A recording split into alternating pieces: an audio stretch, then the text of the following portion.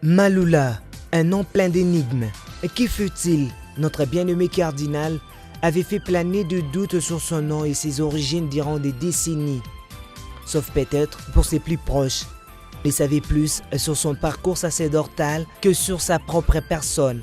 Abbé à la paroisse Christ-Roi durant les années 50, rédacteur de la revue Léo, évêque puis archevêque de Kinshasa, enfin cardinal.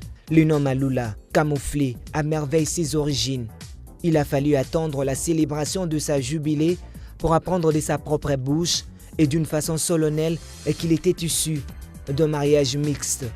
Son père était un Moulouba du Kassai et sa mère, Bolumbu, était Mongo de l'Équateur. Alors, d'où pouvaient bien provenir ces noms Maloula?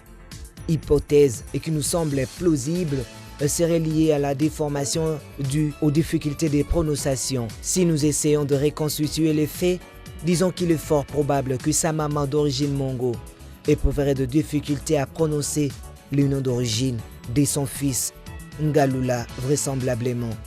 Ainsi, après avoir préparé du foufou, elle sortait dehors accompagnée de sa fille, la future mère du grand musicien qu'elle est, et se mettait à crier à l'instar de toutes nos mamans. Maloula, Maloula au lieu de Ngaloula, Ngaloula.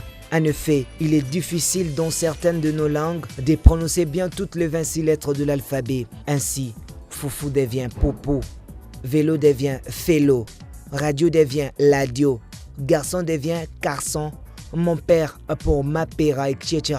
Réjouissons-nous du fait que la scolarisation nous permet de prononcer plus ou moins convenablement toutes les voyelles et consonnes. Ces anecdotes mises à part, force est de souligner que peu de personnages auront marqué l'histoire contemporaine de l'Afrique et de l'Église catholique, comme Joseph Maloula, né en 1917 et décédé en 1989, au moment où le continent noir est entré dans un réexamen de sa mémoire collective.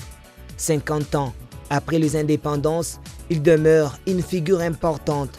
Il est considéré aujourd'hui comme l'un des fondateurs des églises d'Afrique, un émile de Saint Athanase, des Cypriens et des Augustins, et le père du rite congolais de la messe, l'admiration dont il fait l'objet de mères considérables. Joseph Albert Maloula aura fait de sa vie un combat pour assurer une transition heureuse entre hier et aujourd'hui, permettre une rencontre féconde entre le message du Nazarien et la réalité de la vie des hommes et de femmes, construire un dialogue vivant entre l'Occident et l'Afrique et faire de l'Église un espace où l'on apprend réellement à devenir des adultes.